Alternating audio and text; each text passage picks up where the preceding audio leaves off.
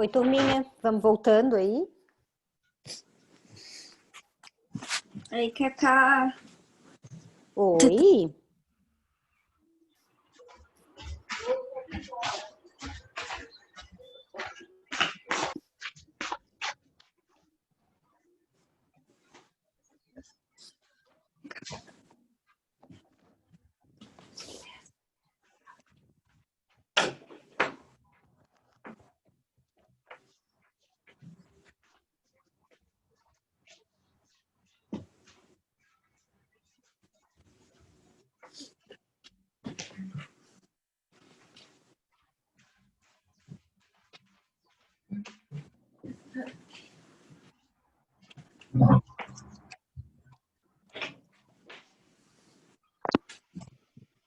Todo mundo aí? Posso começar?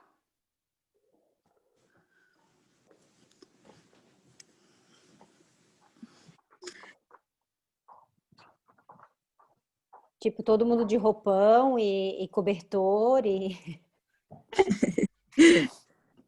tomando mate. Tá frio, né, gente?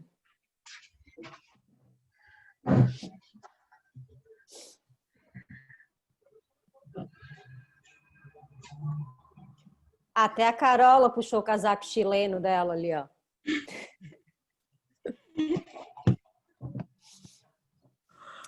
Tá, então vamos lá. Na semana passada, na última conferência, eu comecei falando que a gente tem um método, né?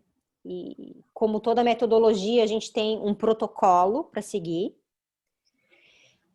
De uma forma mais, como falar isso? De uma forma mais, uma linguagem mais nossa, né? A gente tem uma fórmula dentro de uma caixinha e a gente não pode sair dessa caixinha.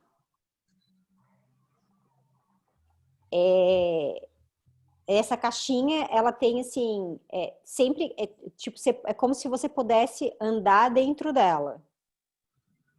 Né? Você pode movimentar o método ali dentro dela, mas cada vez que você tira o método de dentro da caixinha, ele passa a não fazer mais parte daquilo dali. Tá? E aí ele passa a ser o quê? Falho. Então, assim, eu comecei a conferência na aula passada falando que o que a gente tem? Um protocolo que a gente precisa seguir. Uma metodologia que a gente sabe que funciona, porque tem um monte de gente que se ilumina com ela, muda a vida e se transforma, e um monte de coisa boa acontece através dela. E a gente também tem exemplos de que o método não funciona para todos, tá? Então, a partir do momento em que ele não funciona para todos, ele é falho. Em algum momento ele falha. E eu não terminei de falar na conferência passada aonde que ocorre essa falha. Mas eu dei uma dica. Quem quer se manifestar?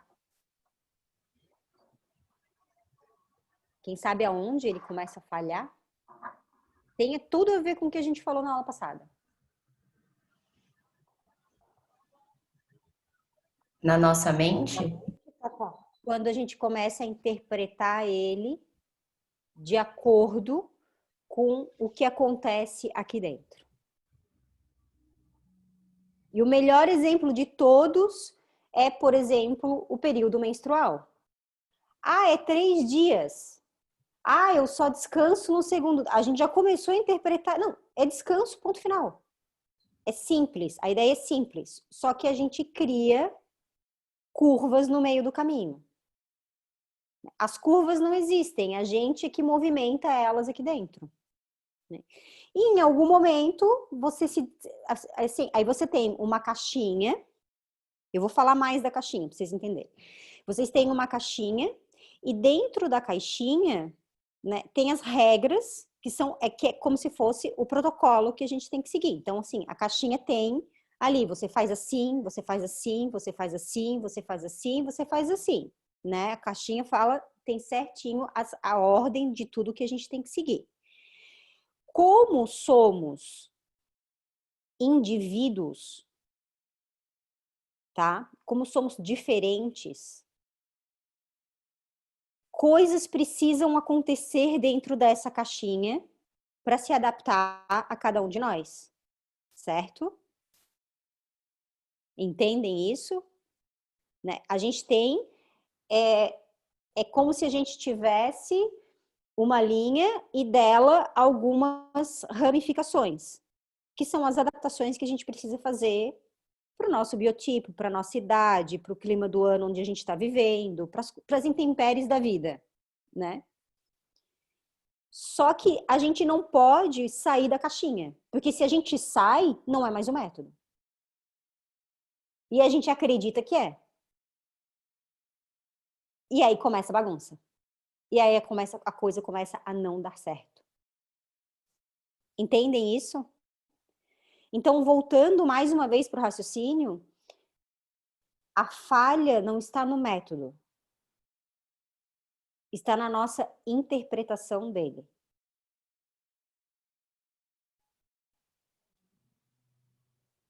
Pausa. Alguma dúvida até aqui?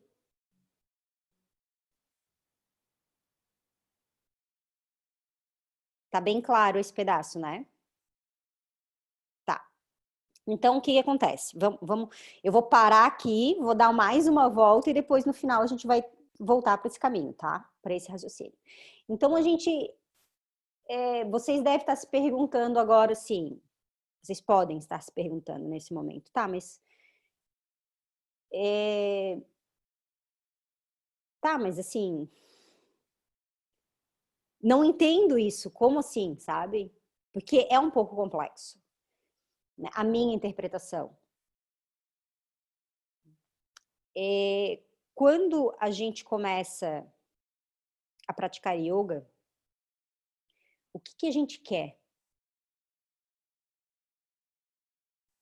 com isso? Qual é o objetivo do yoga? Autoconhecimento. Eu li os teus lábios, Dai, porque você tá sem áudio. Autoconhecimento. O que é o autoconhecimento? A resposta certa, mas o que é o autoconhecimento?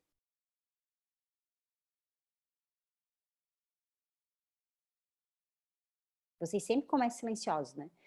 Você conhecer as suas limitações e as suas capacidades, ou pelo menos tentar, né? Sim. Sim, tá certo. E a gente descobre isso como? Entendendo o funcionamento da mente. Né? Como ela funciona, o que acontece com ela. Então vamos lá, para não dizer que eu não sou, que eu não sigo as regras, vamos lá na apostila. Na primeira página, vocês têm a introdução à filosofia indiana. Só para vocês entenderem que isso é uma coisa que... Essa página existe só para vocês saberem que aonde está o yoga posicionado nessa história inteira, tá? Eles classificam... Eles têm 6 linhas de conhecimento. Conhecimento da mente, né? Que é o Nyaya, Mimamsa, Visheshika, Samkhya, Yoga e Vedanta. Então, a gente escolheu o caminho do Yoga. Certo? É o que tem de importante nessa página. Só queria que vocês soubessem que, né, da onde essa história vem. Tá? Então, todas elas buscam o conhecimento da mente, o entendimento do funcionamento da mente, né, o autoconhecimento.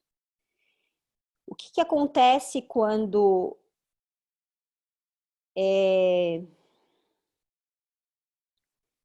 a gente acredita que a gente é aquilo que a gente pensa.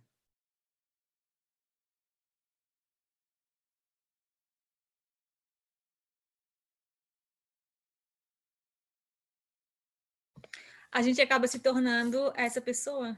A gente começa a acreditar que a gente é isso e acaba se tornando essa imagem.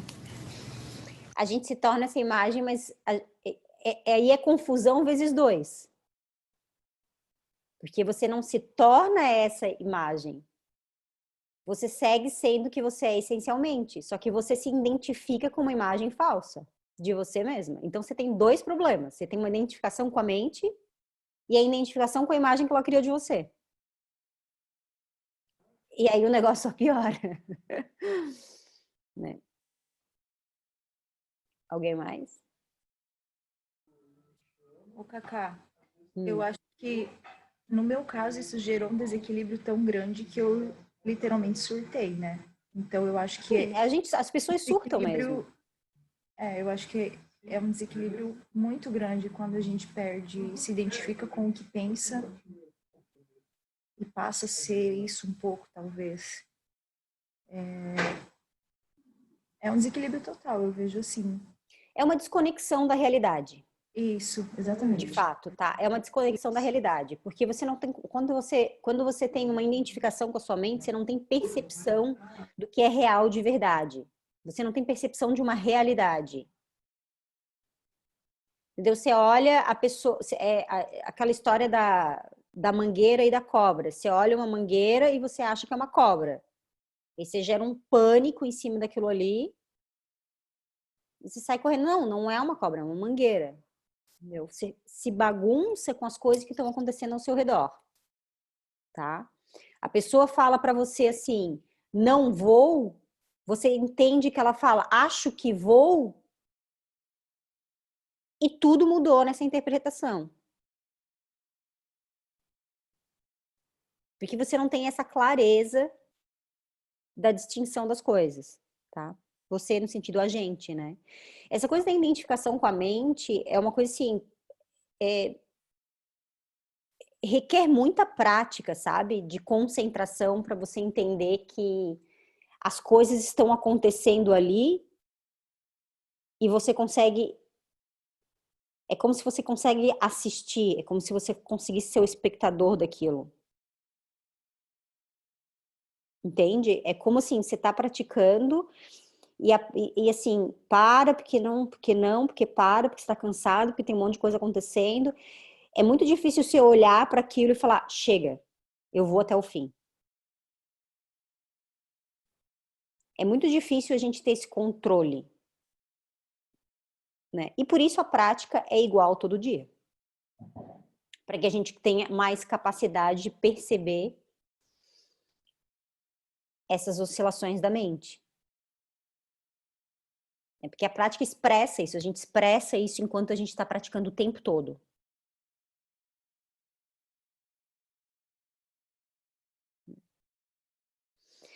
Então tá, então a gente tem uma caixinha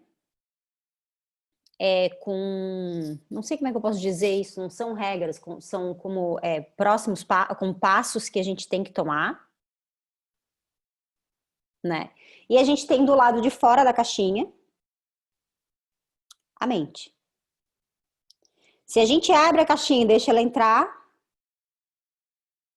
zuniou tudo. Se a gente consegue manter ela fora da caixinha, se a gente consegue manter a mente fora da caixinha, ali, porque você não consegue viver sem ela, né? Ela é uma ferramenta de contato com o mundo, assim, não tem como você... Se você consegue deixar ela fora da caixinha e seguir esses passos, vocês caminham juntos e conseguem esse processo que a gente tanto busca, que é o autoconhecimento. Tá meio claro até agora ou tá bagunçado? Eu sei, é um assunto complicado, assim. É um assunto meio... Então, assim, o primeiro passo, a gente começa a praticar. Vamos falar do método agora. Oi. Uma percepção que eu tive é que quando a gente pratica asanas, quando a gente consegue fazer as práticas todo dia com maior regularidade, a qualidade dos pensamentos melhora. Uhum. Só essa observação. Sim. O que acontece é que eu vou meio que te responder já, tá? Eu vou puxar um assunto e essa já vai meio que te responder ali na frente. O que acontece a gente assim, somos todos pessoas comuns, né? Cada um vivendo a sua vida, né? Cada um vivendo seus problemas, as suas coisas boas, e a vida tá acontecendo e de repente você tem um bichinho ali dentro que fala, vou fazer esse negócio de yoga. Ou você tem uma dor e o médico te manda fazer, ou uma amiga sua, de repente, né, tá com o olhinho brilhando e toda, né, bem, e você fala, nossa, vou fazer esse negócio que a minha amiga tá fazendo também. Enfim, algum bichinho desperta que você quer praticar. Daí você vai praticar. Tá? Aí na primeira aula de Ashtanga, né, vamos lá, vamos pro primeiro passo da caixinha. Surya Namaskara, você chega numa sala, todo mundo sabe o que está fazendo, você parece um peixe fora d'água, né? Você não tem ideia, você acha que todo mundo é ultra avançado, você fala, o que eu tô fazendo nessa merda? Porque você não entende nada que está acontecendo. Daí o professor te ensina Surya Namaskara em sânscrito, né? Isso, em Spirekam, doer, aí você fala, meu Deus, que doideira que eu tô fazendo aqui. Você decora, ele olha e fala mais 5 e sai. E ainda fica chamando teu nome alto na frente de todo mundo cada vez que você erra. Ainda acha que você tem que se concentrar no meio daqueles pés atrás da cabeça que estão rolando dentro da sala. Então, assim, aí já é o primeiro contato que você tem com a sua mente. Um contato real que você tem com ela. Você percebe, tipo, uou, aquele monte de coisa acontecendo. E assim, o professor não vai te deixar embora se você não ficar um tempo sozinho fazendo aquele Surya Namaskara. Ok? Então, assim, é o primeiro momento em que você tem a possibilidade de deixar a sua mente de lado, porque se você não deixar, você não vai conseguir fazer um Surya Namaskara. E fazer. Talvez você nunca tenha se concentrado tanto na vida, né? Em tempos de déficit de atenção que a gente vive com o telefone na mão e 1000 coisas acontecendo ao mesmo tempo, ninguém foca em uma coisa a mais. Então, assim, você precisa focar. E se você conseguiu fazer isso, a maioria consegue. Se você conseguiu fazer isso, você vai embora, um peixe fora d'água, não entendeu nada que aconteceu, mas no outro dia você quer voltar.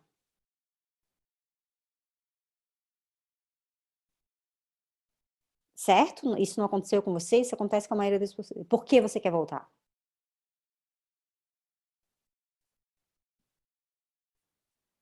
Alguém?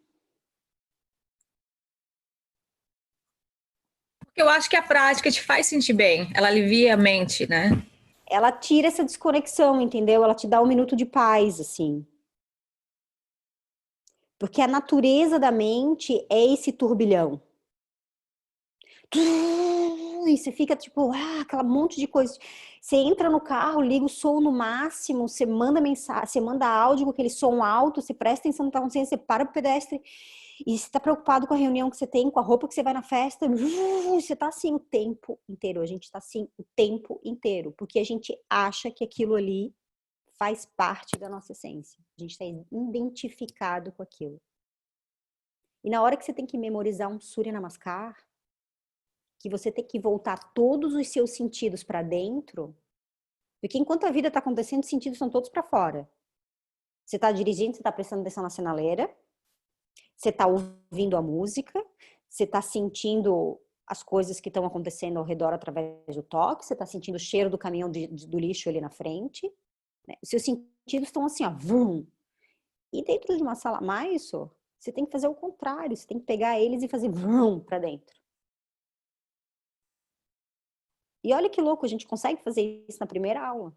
Na maioria das pessoas, né? Tem gente que realmente é um pouco mais complicado, mas cada um tem o seu processo, assim, também. Não dá pra... Mas talvez a pessoa consiga na terceira aula.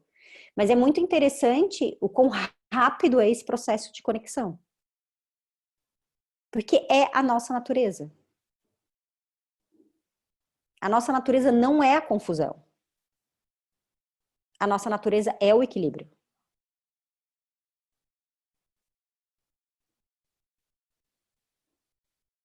É muito engraçado as caras sérias que vocês fazem quando eu falo alguma coisa meio pontual. A nossa natureza é o equilíbrio. Tá? A nossa natureza é essa coisa um pouco, é divino mesmo, assim. Né? A gente só tá aqui para resolver umas questões, para viver um perrenguinho e tal. Mas essencialmente ela é pura e divina. Então qualquer coisa, qualquer mínimo estímulo que se dá para chegar nessa sensação, essa essência, ela já expande imediatamente, entendeu? Ela já, uou, aqui eu posso aparecer.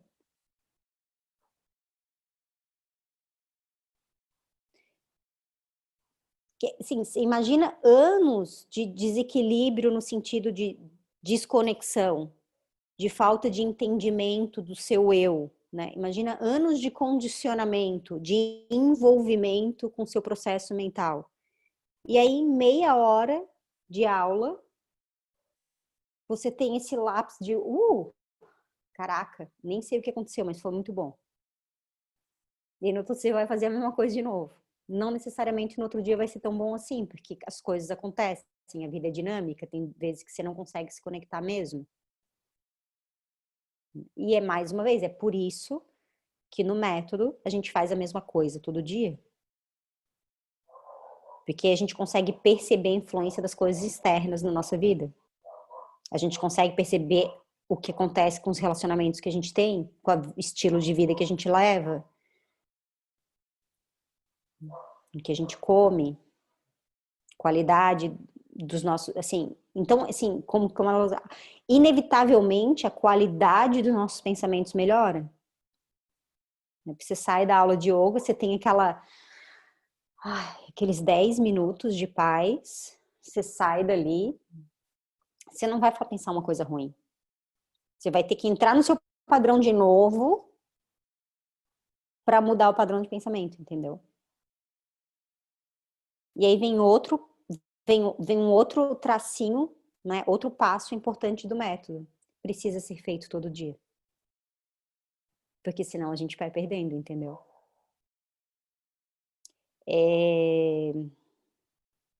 Quantos alunos tem do Shala aqui que estão acostumados a escutar as conferências? É a história do copinho de prana, né? Prana é energia vital. Então, assim, a gente nasce com um copo cheio. A gente nasce com um copinho, é como se fosse um copinho cheio de prana. E a gente vai se envolvendo com a vida e esse copinho, né, vai esvaziando. Porque a gente não faz nada pela gente mesmo, no geral, né? O copinho vai esvaziando. E quando a gente começa a fazer yoga, cada prática que a gente faz é uma gotinha de prana que a gente joga ali dentro. Bota mais um pouquinho, bota mais um pouquinho, bota mais um pouquinho. Oi, amor. O que é? Ah, tá. Desculpa. Então, cada prática que a gente faz, a gente bota um pouquinho. Se a gente não faz, a gente deixa de botar. É como se, sim, a gente não faz, deixa de botar, e ao mesmo tempo uma gotinha sai. Entendem isso? Então, assim, você precisa ficar enchendo o copo. Tem um momento em que você começa a ter créditos. Quando você começa a ter créditos, é a parte mais legal de todas. Porque ter créditos não quer dizer que você pode ficar uma semana sem praticar. Ter créditos quer dizer, Deus me livre esvaziar meu copo. Nem a pau eu perco uma gota desse prana. E aí, nesse momento, você começa a estabilizar. Nesse momento, você começa a entender a pira que acontece aqui dentro. Porque a prática passa a ser inquestionável.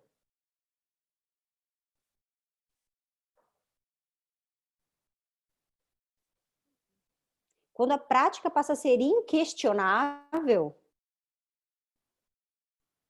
acaba a bagunça. Porque, quer dizer, a bagunça não acaba, né? Mas acaba a identificação com ela.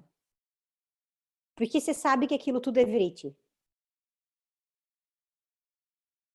Você sabe que aquilo tudo é bagunça, que tá ali dentro. E mais legal ainda, você sabe que você está em desequilíbrio, porque você está de alguma forma, você está se identificando com eles. Porque se tivesse um pouco mais equilibrado, o próximo estágio seria a natureza da mente ficar passando aquilo tudo ali e você nem vê. Mas se você está no estágio que você ainda vê aquela pira toda acontecendo, ela ainda te influencia de alguma forma, te gera uma ansiedade. Eu tenho ansiedade. Eu falo, nossa, estou ansiosa, preciso parar. Daí eu paro, dou uma respirada, as coisas vão se acalmando. Esse é um próximo estágio. Já não acontece tanto, sabe? Acontece bem menos. O volume. Aí você começa a dar uma piradinha, você fala para você mesmo assim, tá, olha só, isso não é real. Eu não preciso projetar o que vai acontecer. Porque eu não tenho controle disso. Eu não preciso pirar nisso. Eu vou fazer isso que precisa ser feito. A consequência vai estar de acordo com a minha ação.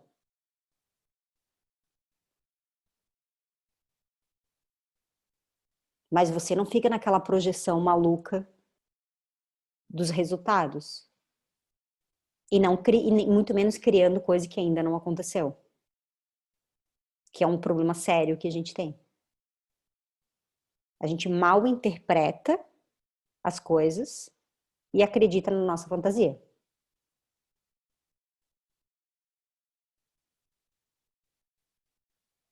Certo? E aí agora a gente mata a... Cadê? Eu tive que fugir do sol e baguncei a minha apostila aqui. A gente mata a segunda página que fala sobre karma. Quando a gente fala sobre... Nesse momento em que a gente fala sobre a responsabilidade das nossas ações. Tá? No momento em que você começa a perceber isso, tudo que está acontecendo, você naturalmente entende que você é o único responsável pela sua vida. Você faz as ações e o universo te dá um resultado. O resultado é sempre relacionado a elas.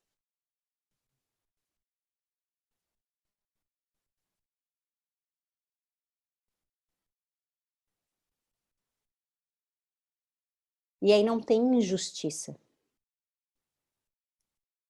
Não tem vítima.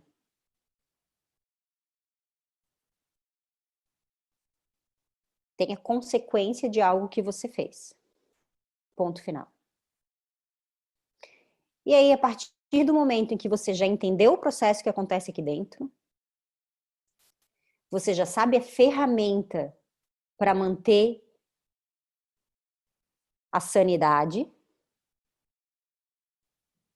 que é estar dentro das linhas daquela caixinha, né, para não endoidar, você começa a fazer escolhas conscientes. Não, eu não vou fazer isso porque isso aí vai dar merda lá na frente.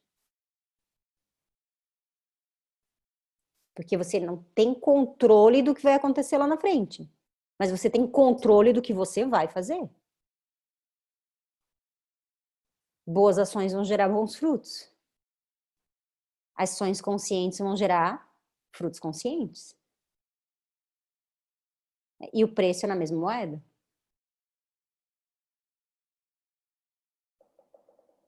Ok até aqui? Alguém tem alguma coisa para falar?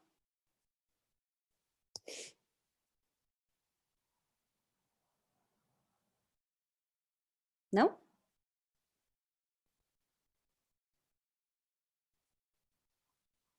Nada? Tá. Aí vem... Isso não quer dizer que você está praticando... isso tudo que eu estou falando, assim, é uma coisa que acontece... É muito relativo e depende de pessoa para pessoa o tempo em que isso acontece, né? Depende muito da sua dedicação, à sua prática, mas depende muito do seu estilo de vida, do seu histórico, enfim, muitas coisas que acontecem que a gente não consegue controlar, assim.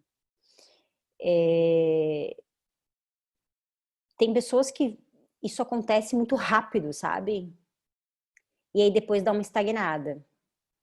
Tem pessoas que demoram um século para acontecer. E aí é uma estagnação longa, porque você está ali se dedicando àquele negócio, aquele negócio não acontece nunca, né? Os benefícios não acontecem nunca. Quando esse momento começa a acontecer, essa sensação de que eu parei de colocar a gotinha de prana no meu copo, todo mundo já sentiu isso, certo? Dá um desânimo, assim, tipo, ai, sério? Hoje tá meio frio. Tipo, esse mês eu vou viajar uma semana, daí acho que só vou voltar mês que vem. Eu fico um mês sem praticar porque eu fui viajar 3 dias, tá ligado? Olha a identificação com o Vrit, né? E olha a consequência de uma escolha mal feita. Um mês depois você volta, você fala, caraca, por que eu parei? Aí agora a gente passa para um próximo estágio. Um estágio que a gente precisa ter responsabilidade sobre a nossa prática. Você precisa ter responsabilidade sobre o seu caminho espiritual, sobre a sua busca do autoconhecimento, sobre sua sanidade mental, ou como vocês quiserem chamar isso, mas é uma responsabilidade que você começa a ter. E aí na hora que você precisa, quando você tem essa sensação de responsabilidade começa a vir, quando você não aponta mais para o seu professor, quando você não aponta mais para o frio, porque assim, se você joga a responsabilidade do seu caminho, da sua jornada, no seu professor, esse professor daqui a pouco não vai prestar mais. Ele não vai prestar mais, você vai achar que o professor não vale nada,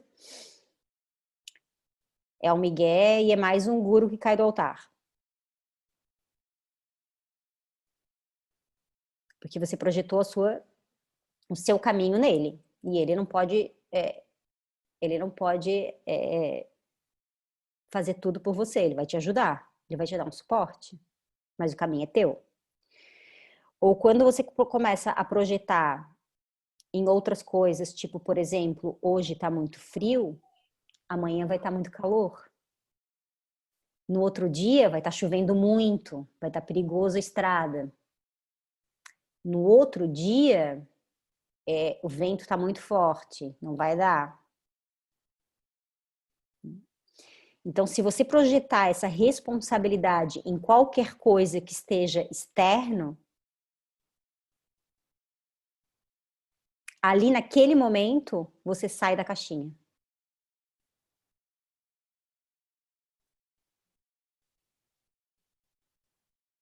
Você sai da caixinha, você pulou fora.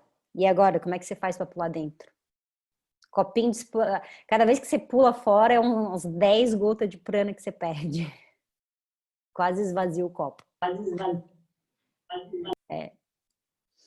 E a energia para pular para dentro acaba de esvaziar todo o resto. E aí você tem que começar do zero de novo.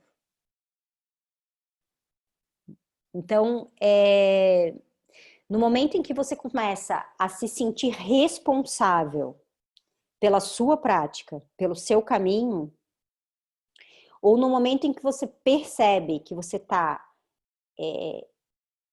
criando desculpas da sua... assim, se você estivesse colocando elementos responsabilizando elementos externos da sua estagnação,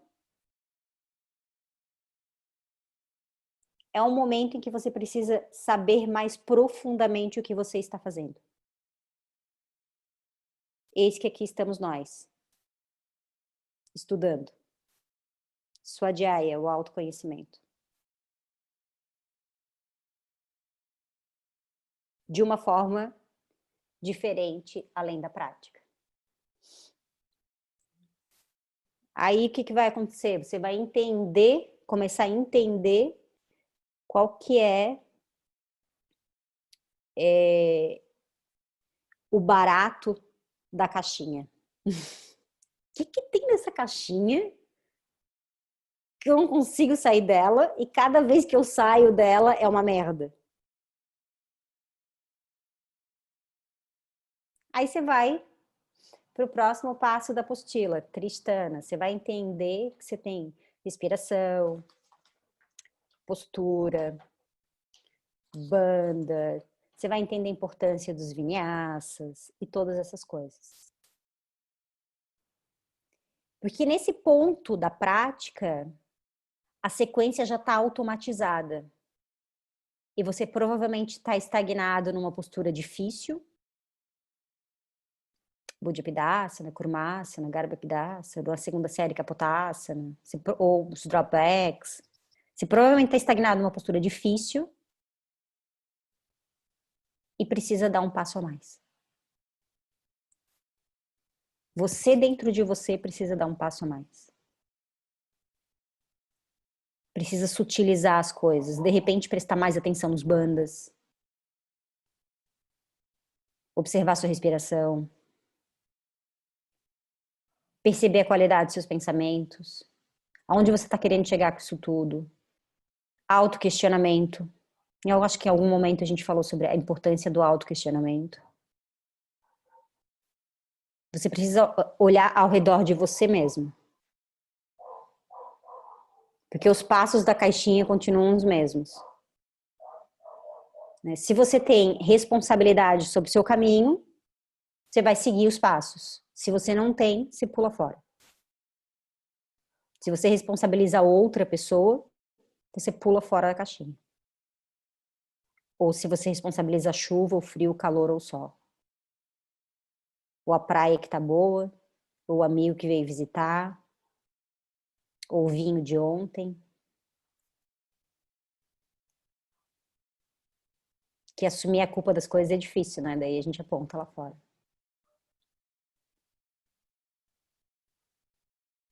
Certo? Aí você tem um clique, entende que tá, a vida é isso mesmo. Eu sou responsável pelas minhas escolhas.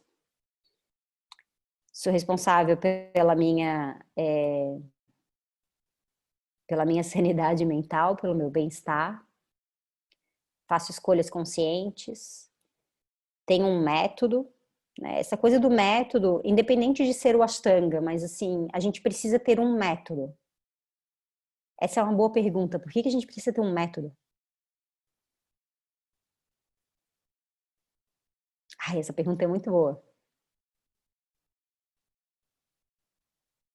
Por que a gente não chega em lugar nenhum se a gente não tiver um método? Eu acho, falando que eu acho que é exatamente por isso que você trouxe, assim, que como a gente tem os vrits, a mente, que nos sabota muito, o método, eu vejo nele uma forma de uma firmeza, né? Quando a nossa mente está ali, você sabe onde direcionar, mesmo em momentos de desequilíbrio, assim. Eu sinto dessa. Alguém mais?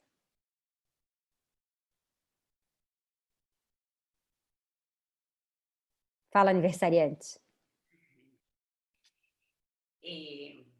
São muitas coisas, mas eu acho que porque esse método, por muito que comece com os yamas e niyamas, realmente começa com as asanas, que é o corpo, né? O mais tangível, o que a gente mais entende, especialmente nesses tempos. E uno entra no corpo e nas asanas através da respiração e aí já está no momento presente. Então, é muito louco porque é um método tão antigo, tipo 5.000 anos. Nem eles sabem quando que ele começou. Mas eu sinto assim bem mágico como que ele chegou à nossa era, que é a mais confusa de todas. Chegou tipo como um salva-vidas, sabe? E como é tão antigo, às vezes é difícil de entender. Mas a gente tem essas pessoas que já começaram tipo a Cacá 20 anos atrás, igual que a gente, bem bagunçada, sem entender nada, vamos lá. Continuo bagunçada, tá? Não mudou nada. Também. Mas é isso que eu quero chegar, que então vocês têm que valorar muito ser principiante. Quando uno começa os avanços são muito mais rápidos, porque a gente vê o avanço do corpo mesmo. Tipo, a musculatura de trás das coxas começa a alongar, um dia chega aqui, outro dia toca o chão. A gente vê mais rápidos os avanços. Mas quando a gente já está muito tempo, 17 anos, 20, a sei lá, e olha para trás e fala, nossa, será que eu estou vendo alguma coisa ainda, sabe? Porque as aprendizagens são muito mais sutis, mas ao menos eu sempre percebo que talvez sem o yoga eu seria muito mais louca, ou gritaria muito mais nos meus filhos, ou reagir muito mais fácil, sabe? E o yoga e esse método, essa metodologia que é muito mágica e que é muito mágica, porque eu falava com a Evelyn no outro dia, através do corpo, ela vai te mostrando pequenas coisas de tua própria mente. Tipo, agora na quarentena, que eu tô com mais tempo, eu aprendi, tipo, Carola. Você tá com mais tempo? É bom saber. Não, tem uma receita aí. Eu sou famosa por mudar a receita dos bolos, da comida, tudo. Mas tem uma receita, o Yoga Sutras, vai lá. E eu tentei ler os Yoga Sutras vida toda e nunca entendi muito. Agora tá abrindo, sim, tá tudo aí. Ele te mostra, assim, o caminho. É uma metodologia que, como a receita do bolo, que a Tati falou em uma das conferências. E a gente tem que sintonizar para conseguir chegar nessa inteligência de seguir a receita. Porque A receita do bolo nada mais é do que a caixinha. é a caixinha, que e tem muitas, né? A lavadora. Sim, é isso aí. Porque é isso. Então, a pergunta é, por que que a gente não... Por que que a gente... Quer falar mais? Pode falar. Era isso. Tá. Por que que a gente precisa de um método? Seja o Ashtanga ou qualquer um outro. Por que que não dá para ficar sem o método? Porque a gente precisa de um guia, como a Jamile falou, a gente precisa de um guia que dê passo a passo do que a gente tem que fazer. Porque senão a mente se envolve no meio do caminho. E aí você se perde.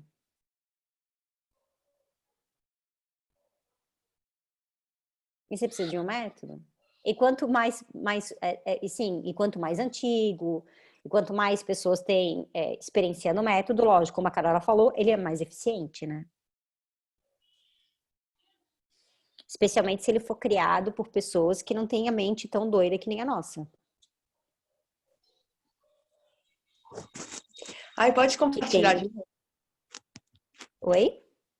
Isso do método assim, me toca muito, porque dentro da minha experiência pessoal, né? Porque quando eu praticava Hatha quanto método, eu acordava meio assim, aí eu pensava, vou fazer só isso, isso e isso, porque hoje eu tô assim. Aí no outro dia, sabe? Então nisso eu ia meio que sabotando, fazendo ali do jeitinho, ficava com a consciência leve porque eu fiz. Mas aí o Ashtanga, ele trouxe assim, vamos supor, hoje eu não estou muito animada, mas vou fazer. E aí eu começo a me experienciar dentro de uma coisa que eu preciso, que já tem algo pré-estabelecido. E aí, em diferentes dias, diferentes momentos, diferentes fases, eu vou fazendo aquilo e vou me percebendo como que sou eu fazendo aquilo ali. Uma coisa pré-estabelecida, sabe? E aí eu sinto muito rico, assim, essa orientação. O método, né? A caixinha. Tem uma outra coisa legal, tem uma pergunta boa também para fazer. Você vai dormir e você ainda não está naquela fase que a prática é inquestionável, tá? Ela ainda é questionável. Será que eu vou amanhã? Aí vou ver como eu acordo. Estou muito cansado. Tá. Você ainda está naquela fase que você questiona a prática, né? Você questiona a sua própria disciplina, tá? A gente voltou para trás. Você está onde a prática é questionável. Por exemplo, tipo, questionável no sentido assim, tô sem grana, não vou pagar a escola esse mês. Mas aí também não pratica em casa. Bom, se tá sem grana, vai pagar a escola, pratica em casa, entendeu? Nesse ponto, a prática não é questionável. Ela é estabelecida.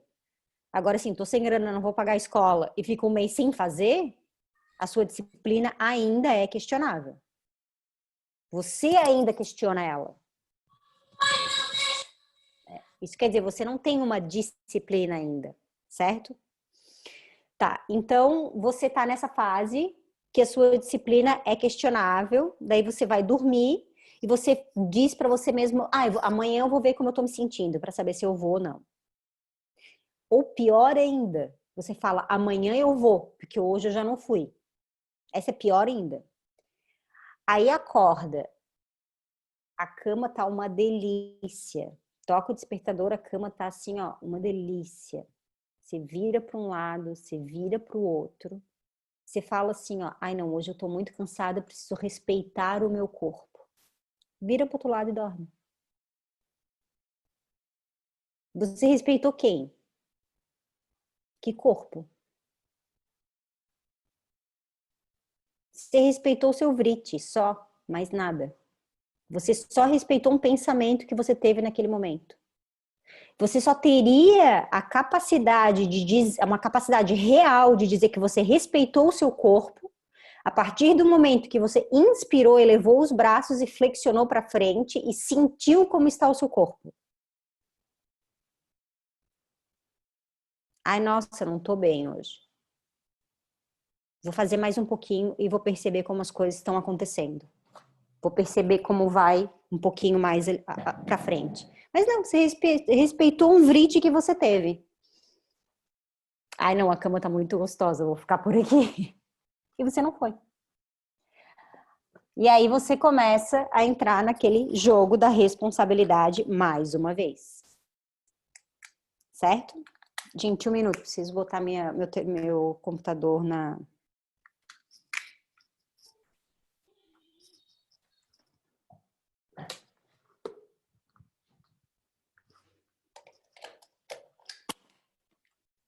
Cacau, que tu estava falando sobre a disciplina ali, o método, eu sinto, assim, que eu pratiquei yoga 10 anos sem método. E foi muito bom conhecer o yoga e esses 10 anos, eu sou grata pelo caminho, né? Não me cobro por isso, mas depois que eu comecei a praticar Ashtanga, a questão da disciplina transformou muito a minha prática. E em várias situações da minha vida, eu senti o Ashtanga como uma força para me segurar. E depois de um tempo agora, o que tu falou ali no começo, que a prática é inquestionável, há algum tempo, acho que, não sei se já deu 1 ano, mas acho que mais ou menos há 1 ano eu sinto que é inquestionável. Eu não quero perder nenhuma gota do meu copo. Isso que tu falou exatamente é o que eu sinto agora, assim, eu não posso perder nenhuma gota do meu copo. Eu não, é inquestionável. Tipo, nem a pau eu perco uma gota do meu copo.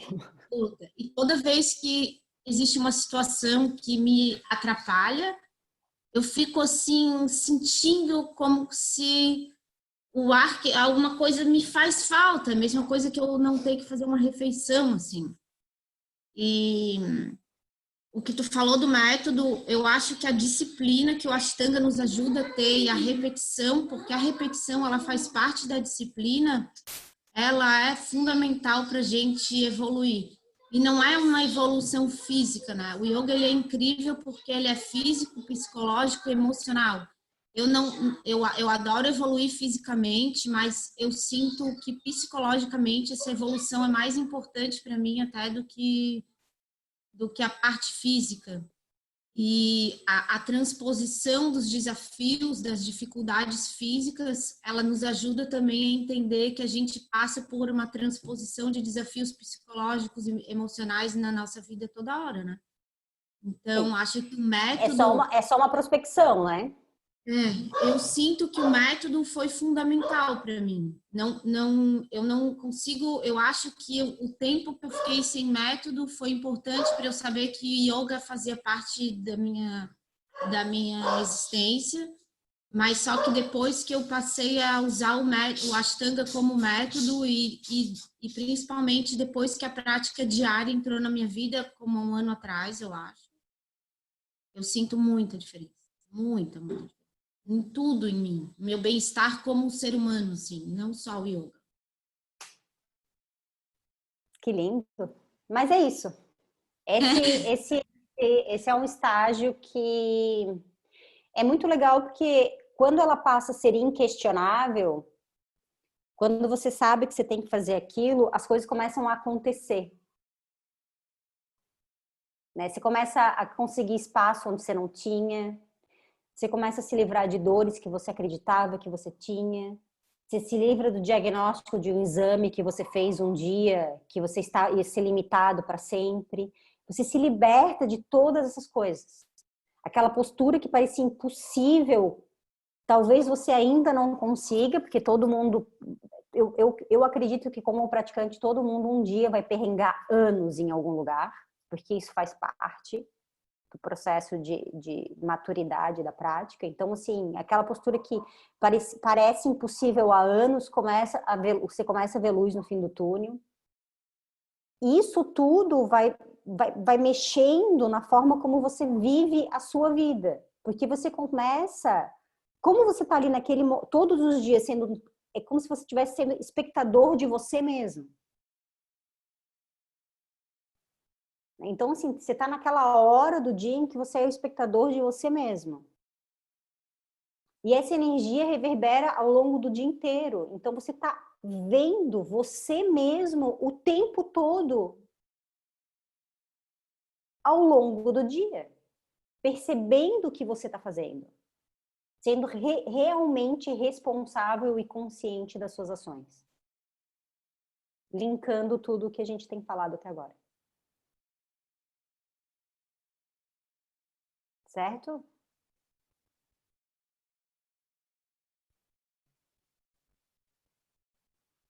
Mais alguém?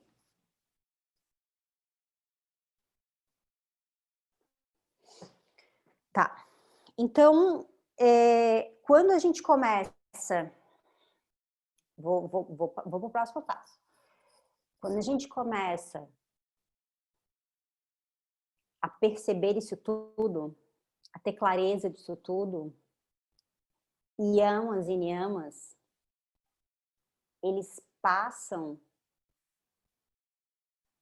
a acontecer dentro de você de uma forma consciente, né? De uma forma consciente e muito transformadora, porque você se pega assim, ó, nossa, nessa situação eu teria contado uma mentira.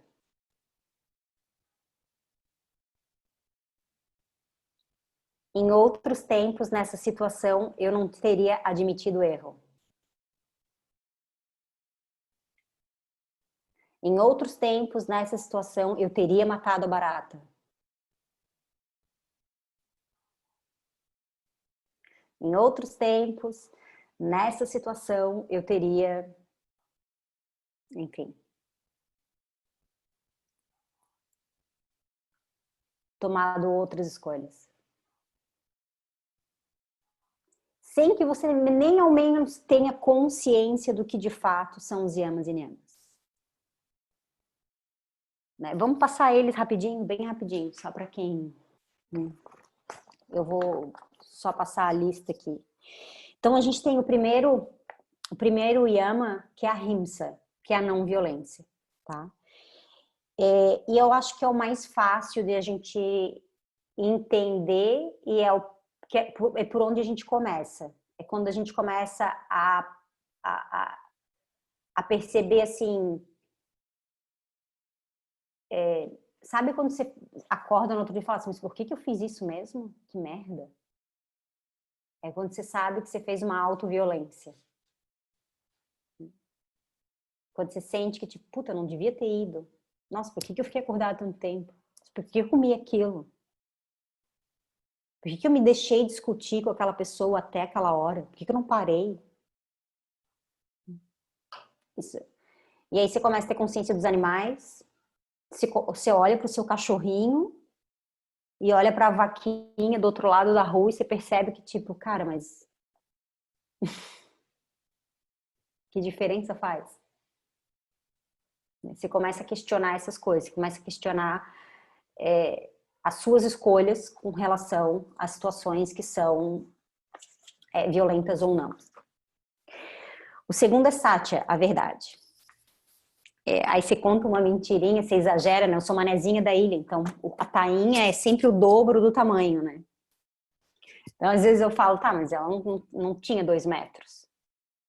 Você percebe que você exagera na barata, entendeu? O Bruno fala, ai, tá, exagerou já. Qual que é o tamanho de verdade? Porque pra mim já é desse tamanho. E o negócio é assim. Né? É um dia, fala que é 5 dias. É uma forma de... É uma não realidade. Né? Os manezinhos da ilha sabem que a gente exagera, né, Raquel? A gente exagera muito nas coisas. Então a gente começa a perceber isso, ter consciência disso. O Vrit vem, nossa, mas por que eu menti? Por que eu falei 5 serão 2? Que bobagem. Daí depois você se corrige, né? Não, desculpa, não foi 5, foi 2. Não mudou nada para a pessoa, mas para você muda, porque você entende que você tem que falar a verdade. Daí o próximo é a asteia, não roubar. E não roubar no sentido de não roubar ideias, de não cobiçar. Você para de querer ser igual ao seu amigo, de fazer um post igual aquele outro que você viu, de se vestir igual. Você simplesmente, tipo... Esse é um momento legal, você assume a sua personalidade. Você quer ser você. Tem essa percepção de tipo, uou, é isso. Eu vou escrever isso mesmo porque é o que eu tô pensando, o que eu tô sentindo. Aí vem o Brahmacharya, quando você começa a poupar a sua energia. Aí eu não vou naquela balada ficar até 5 da manhã, encher a cara, beber. Ai, não. Vou descansar. Tipo, eu não vou sair com aquela pessoa, ela me faz mal e você começa a poupar a sua energia. Isso tudo tá acontecendo aí dentro e você nem sabe que yamas e niyamas existe. Ou talvez você leu um dia sobre isso e que nem a Carola falou, né? Eu li ali o Yoga Sutras e nem sabia o que estava acontecendo. Agora eu leio e parece tão óbvio, tá tudo ali.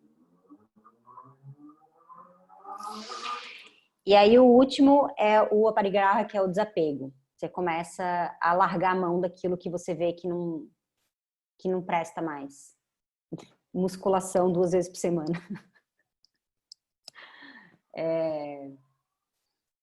Enfim, consumo, várias outras coisas que a gente se apega, que a gente acha que é importante e depois vai passando, você vê que tipo, tá, que bobagem. Essas coisas passam a não ter mais valor, né? E aí vem os niyamas, né? Um próximo passo. O primeiro é Saucha, que é a purificação, né? Que é isso, é a prática todo dia, é um banho depois da prática, é uma comida mais orgânica, um alimento mais vivo, mais cheio de prana. É essa limpeza interna mesmo, assim, né? Essa busca por se sentir energeticamente limpo, mas também fisicamente limpo, puro, né? Daí vem Santosha, que é o contentamento. Isso é uma coisa bem legal, a gente vê, essa é uma transformação que a gente vê no aluno bem rápido, assim, quando ele começa, ele tá satisfeito. Você pode ficar 3 anos sem dar postura nova para ele, que ele tá ali, tá. Nem porque tá te sabotando, mas simplesmente porque tá satisfeito, entendeu? Porque tem uma satisfação na vida, assim, sabe? Você começa a perceber que a pessoa já não troca mais tanto de tapete, né? Já tá mais em silêncio, já tem, assim, já tá contente, já tem uma satisfação pela vida que ela tem, pelo que ela é. Ela já não precisa de grandes demandas, assim. Essa é uma transformação que a gente vê no aluno, no tapetinho, assim, é uma coisa bem, bem bacana, assim. Tipo, essa pessoa deu uma, né, deu uma relaxada na vida, assim. As coisas estão bem como estão. Swadhyaya, que é o estudo de si mesmo, que aí é uma coisa que a gente já vem fazendo, né, que é a prática, você já está ali naquela prática diária, você já está estudando a si próprio, você já está percebendo todas as transformações, todas essas coisas acontecendo. E o último é quando, de repente, você tem uma vontade de ter um altarzinho na sua casa. E você acende uma vela e põe flores e um incenso todos os dias. Ishvara Pranidhana, que é essa entrega ao divino. É quando você reconhece, mesmo que inconsciente, que existe algo maior, muito maior, do qual você pertence. E você não consegue mais passar um dia sem reverenciar esse algo muito maior, puro, divino, que está em você. E aí o copo de prana tá bem cheio. E tá tudo bem. O mundo desaba, pandemia, ciclone, as pessoas estão todas loucas. Você também está um pouquinho louco, porque afinal de contas, né, somos todos seres sociáveis, né, estamos aqui juntos nessa onda, mas está tudo bem. Você sabe que está tudo bem. Você sabe que por mais que a pandemia pareça ser a pior coisa do mundo, ela veio para o bem. Porque existe uma lei maior, que é pura e divina. E que você faz parte, seja lá o que você for. A natureza faz parte. Tudo isso faz parte. Estamos num processo de evolução. Então, independente do que esteja acontecendo, é para o bem. Você só precisa manter a sanidade mental para ultrapassar esses momentos difíceis e continuar ok. Tá? Então, assim, independente de você ter estudado ou não, yamas e niyamas, eles naturalmente começam a vir. Por isso, eu acho, né? Isso é um achismo meu. Que o Guruji falava isso, né? Primeiro começa com asana. Tem várias pessoas que... Eu já escutei várias críticas a respeito do Ashtanga, dizendo que eles só fazem asana, não se preocupam com o resto. Começam pelo asana. E o Guruji lá atrás já falava, não, a gente começa com asana porque os outros vão vir. há uns anos atrás, eu não tinha essa maturidade, mas hoje eu vejo, não, eles vêm mesmo. Quando você descola essa identificação da mente, você percebe que eles vêm. Você percebe eles acontecendo aqui dentro. Você tem consciência. Mas você tem que ter um pouquinho de prana no copo. Senão você não tem essa consciência. E para você ter um copinho com prana, você tem que ficar dentro da caixinha, seguindo aqueles passos. Né? Ou a receita do bolo.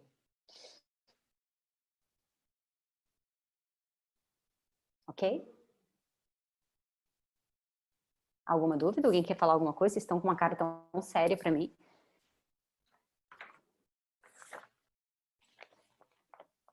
Séria não, tô te achando bem inspirada hoje.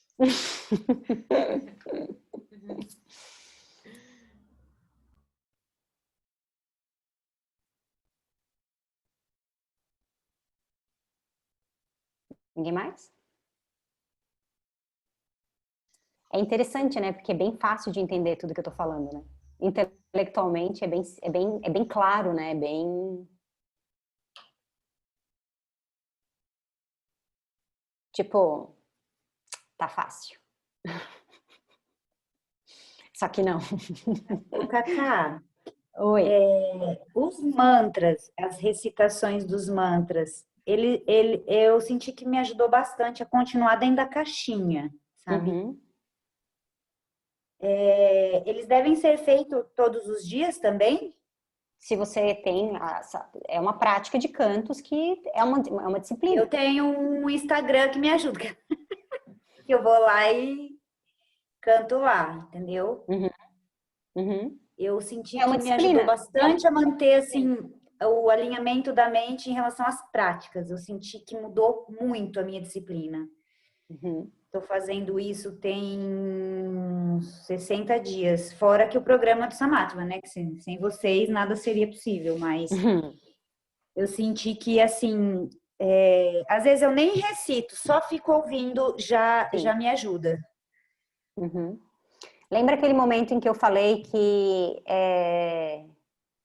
dá uma estagnada e você precisa de um passo a mais? Foi isso que você fez. Você precisou de um passo a mais para manter. Porque senão a mente te fazia pular da caixinha. E alguma coisa queria que você ficasse ali. Aí você sacou que eu preciso fazer alguma coisa extra, senão eu vou pular da caixinha e aí vai dar merda. Sem Você procurou contar mais. que o meu temperamento pita, né? Eu explodia muito fácil, eu tinha, assim, me descontrolava com qualquer coisa e hoje eu tô conseguindo manter a linha, sabe? Tem hora que não, mas tem hora Você que eu grita consigo. dentro da caixinha para não gritar com os outros? Isso. É boa, boa. Isso aí é bom. É bom. Bom, aí por fim, a gente tem isso que é um pouco relacionado a essa pergunta da Dani, esse relato da Dani, e um pouco sobre essa vontade de pular da caixinha que a gente tem de vez em quando, que são os obstáculos que a gente tem na nossa jornada. Os obstáculos que a gente tem no caminho do yoga. Essas coisas estão acontecendo todas simultaneamente aqui dentro. Mais uma vez, algumas pessoas começam a ter essa percepção logo na primeira aula, e tem pessoas que levam, tipo, 1 ano para as coisas começarem a acontecer, cada um tem seu tempo, então, tipo, tentem não ficar se comparando aí dentro. E no meio desse turbilhão todo, a gente tem os obstáculos, né, que no Yoga Sutra chama de kleshas. Gente, os kleshas é um assunto bem complexo, e eu poderia ficar, assim, sério, a gente precisaria de um módulo sobre kleshas, tá? Porque tem bastante coisa sobre isso para desbravar. Mas como a gente já vem falando da mente desde o primeiro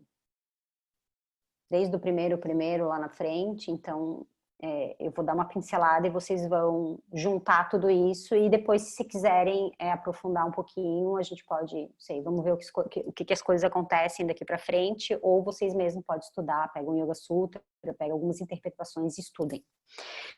Os kleshas, avidya, né? Avidya é ignorância. Essa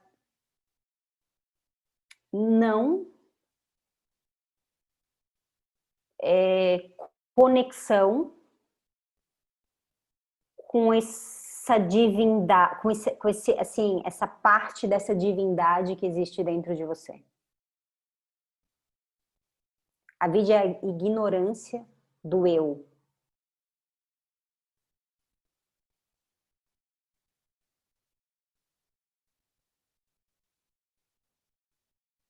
Vamos falar na nossa língua? A identificação com seu fluxo de pensamento. A vida é a ignorância.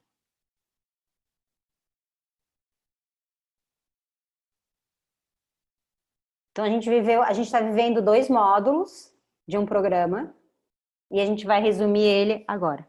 Tudo. Essa identificação com seu fluxo de pensamentos é a ignorância de quem você é. Tá? Então a vidya é o principal dos obstáculos e deles se geram as mita, que é a identificação com o ego. A identificação com o ego é algo assim, tipo... Eu vou ler o que tá aqui, daí depois eu falo, tá? Porque daí vai ficar mais fácil. Fala assim, a falsa percepção do eu, a vidya, gera uma visão distorcida de quem somos e uma identificação com o nosso ego. Nos desconectamos do todo e entendemos que somos somente nosso corpo e mente, desconectados do resto.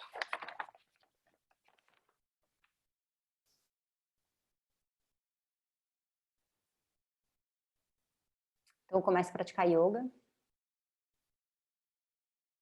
E eu tô totalmente identificado com o meu ego. Eu acho que eu sou o máximo. E eu acredito que eu sou. Daí eu aprendo Surya Namaskar. Eu nem respiro. Mas o meu Surya Namaskar é muito melhor do que aquele que tá lá do outro lado.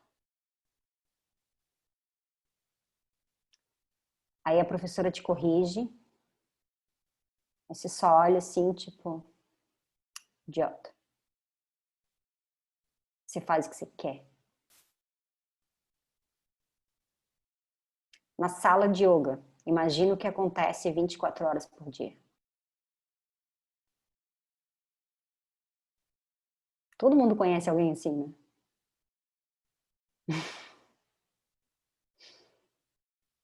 Né? É um perfil complicado.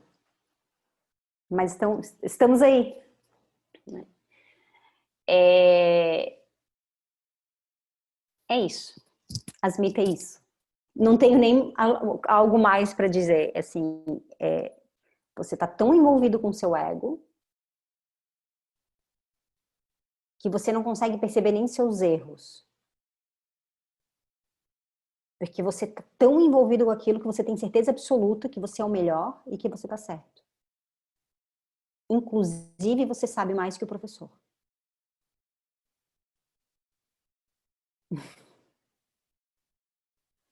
Ok?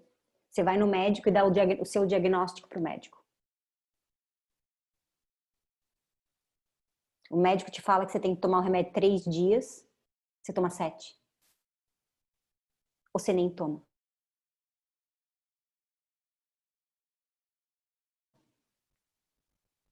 Porque você sabe mais. Certo? Posso passar para o próximo? Ah, tem uma boa também desse perfil. Eu falei para ti que se tu não fizesse do jeito que eu te disse para fazer, ia dar merda. Você, inclusive, sabe o que é melhor para os outros.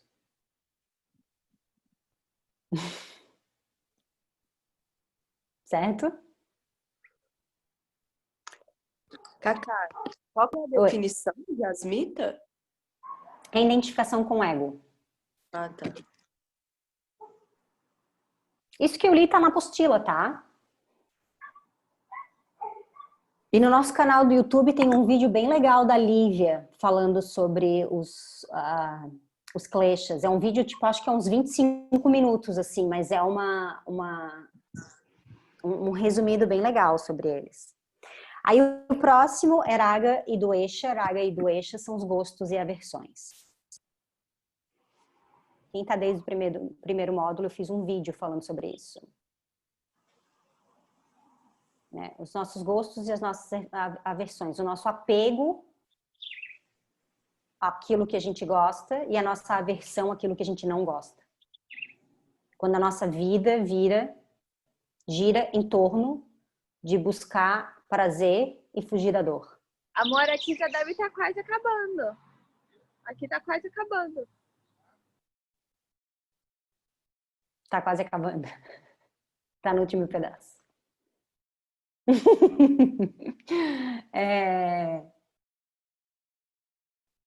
Você passa o dia inteiro buscando prazer.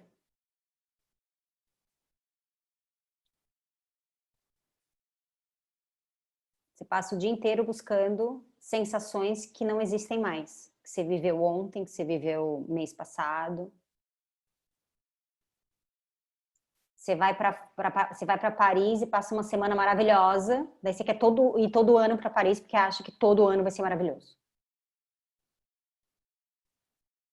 Daí no outro ano você chega lá e é uma bosta. Daí a culpa é do presidente da França. E não da sua expectativa. E não do seu apego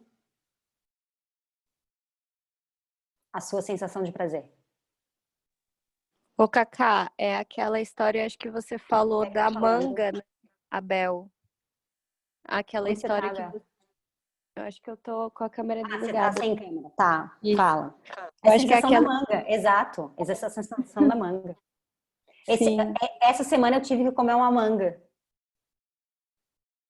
Eu tive que comer uma manga, senão meu marido ia me matar. Porque toda semana a gente joga uma manga fora. Vocês sabem a sensação da manga, não? Eu não sei. Não sei também, conta. A manga na Índia, tem uma temporada na Índia que a manga é maravilhosa. E eu só como manga. Eu como 5 mangas por dia. Tipo, sério, eu só como manga. Eu amo aquilo, assim, é incrível. Aí eu volto pro Brasil e eu quero manga. Só que a manga daqui, ela não é nem, assim, ela não chega aos pés. E daí, assim, a minha busca pelo prazer e pela sensação, meu apego pela sensação faz com que eu compre manga toda semana. E a minha aversão, aquilo que eu não quero, faz com que eu não coma manga, porque eu sei que ela não vai ser tão boa quanto. E eu tô sempre jogando uma manga fora, porque ela apodrece. E eu não consigo me livrar disso. Quando eu vejo, já comprei a manga. Essa semana eu comi. Mas ela não chega nem aos pés. Ontem eu fiz chutney de manga com pimenta. Bom. Mas assim, é isso. A gente está sempre... Uma coisa é quando você faz uma ação consciente de que você está buscando uma coisa que você... buscando um prazer, né? E se não der certo, tudo bem. Outra coisa é você achar que a sua felicidade depende disso.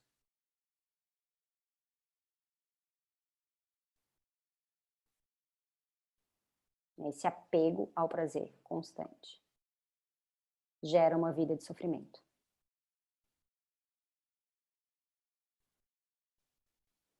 E o último, Abnivesha, é o medo da morte. Essa identificação com o corpo. Com a vida que você tem, essa...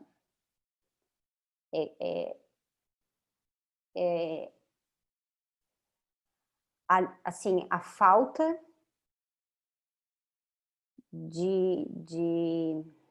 como dizer isso? É a falta de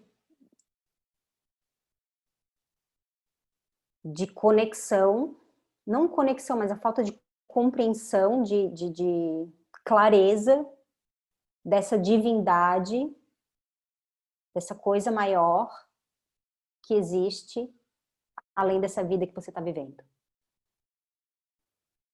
Essa limitação de achar que tudo acaba aqui.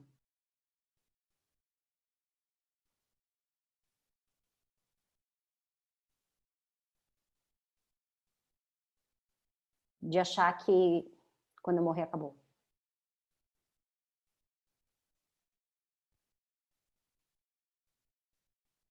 Não acabou, tem mais coisas pela frente.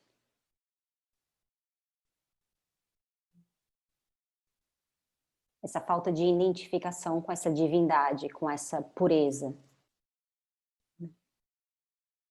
Desse ser ilimitado que você é. E que está confuso, bagunçado ali no meio dos vrites. Fora da caixinha.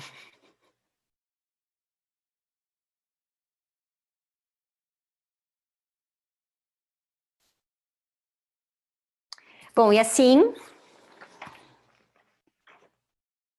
terminamos a nossa apostila.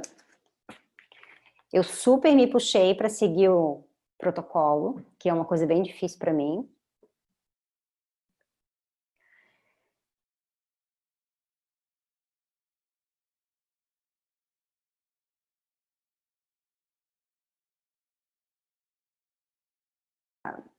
Não, encerramos o tema, não encerramos, porque a gente vai ficar para sempre falando sobre isso. Certo? A gente vai ficar para sempre nesse tema. Enchendo e esvaziando o copinho. A gente vai estar sempre no tema da mente. Né? Sobre isso. De alguma forma, é sobre isso. Mas a gente entra num novo ciclo. Perguntas?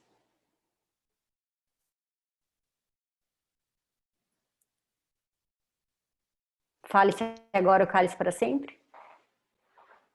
Na verdade, sobre outra coisa, não sei se falou antes que eu não entrei, sobre banda, eu acho que a gente não falou assim muito sobre isso. Não, não falei, mas eu entendo, mas não entendo. Eu também entendo, mas não entendo. Tem um livro que fala que a única coisa que tem de espiritual no yoga são os bandas. Eu adoro dar essa resposta quando me perguntam sobre bandas. Mas se você quiser tecnicamente, tem um vídeo no nosso canal do YouTube com o Lucas e com a Sasha. E eles falam bem, tipo, eles explicam tecnicamente tudo bem direitinho, assim. Tá? É um vídeo bem legal, assim, de assistir sobre esse assunto.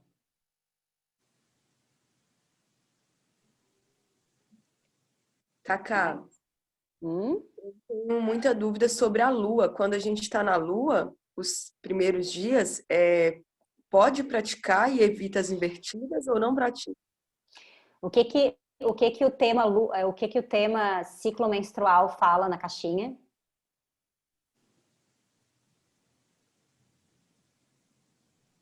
É uma pergunta. Descanso? Quando você está no período, você não pratica. Essa é a regra. E aí tem as suas interpretações. Mas também tem a sua individualidade, tá? Uhum. Ah, eu fico, sei lá, eu tenho aquele pretinho que sai 3 dias e eu me sinto super bem. Aí no quarto dia, quarto, quinto e sexto dia eu fico mal. Você descansa quarto, quinto e sexto. Não pula da caixinha e ignora o descanso. Mas quanto mais você respeitar o protocolo, melhor. Aí eu não entendi. Como assim não pula da caixinha? Não faz de conta que, tipo, não pratica enquanto você tá menstruada. Uhum. Tá? Tá menstruado, não pratica. A gente falou bastante sobre isso na aula passada, né? Tá menstruado, não pratica. Uhum. Toma como uma bela de uma oportunidade para descansar, dormir até mais tarde, meditar, fazer mantra, tomar café da manhã.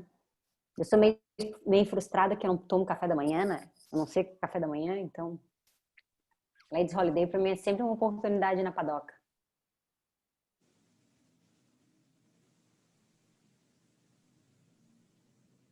Mas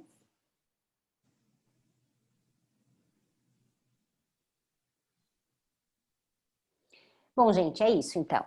É um tema, é um tema, de novo, intelectualmente, eu sei que vocês todas entenderam perfeitamente bem tudo que eu falei, tudo que a gente vem falando, porque intelectualmente é uma coisa muito simples. Agora, experienciar isso é um processo para uma vida inteira. Tá? Então, a dica é que sigamos praticando. Sempre. Dentro da caixinha. É isso? Fechou?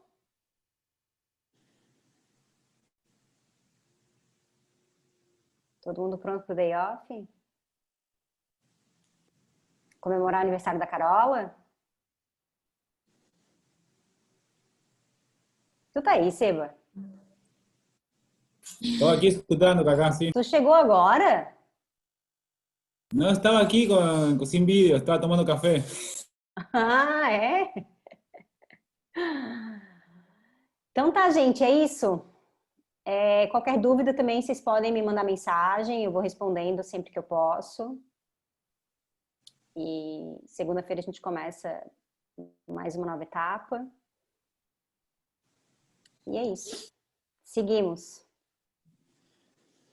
Beijos, muito obrigada, bom descanso, bom day off. Obrigada, Cacá. Bom fim de semana. Obrigada. Obrigada para você também. Tchau.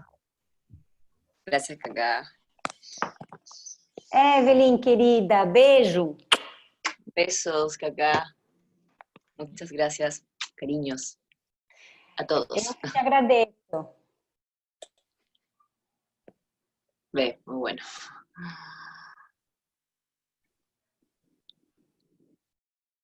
Ay, ¿cómo es esto?